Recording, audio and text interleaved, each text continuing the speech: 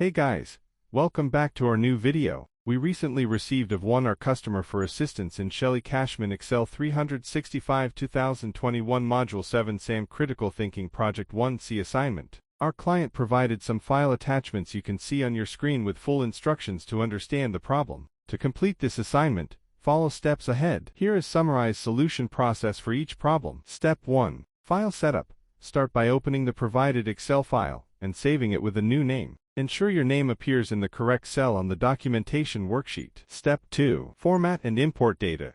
Go to the Asset Management worksheet. Update the title formatting and import team data from the provided HTML file into the Excel sheet. Format this data as a table and remove any unnecessary connections. Step 3. Data management. Modify the imported data by removing outdated employee information and updating job titles. Concatenate first and last names into single cells, and use formulas to format other data like positions, specialties, and years of experience. Step 4. Visual enhancements. Insert and format an image of the team, add captions, and create a SmartChart organization chart. Make sure to align everything for visual appeal and hide grid lines. Step 5. Integrate external content.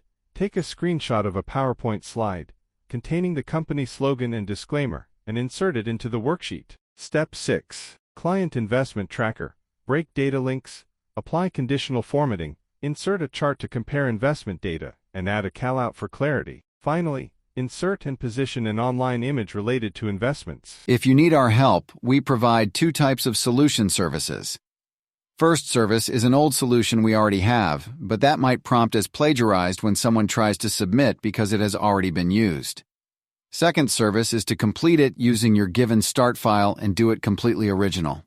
To avail of our help on any assignment, you can contact us on WhatsApp at +44 7309 65268 or log in to our website helpinhomework.org and chat with a customer support agent.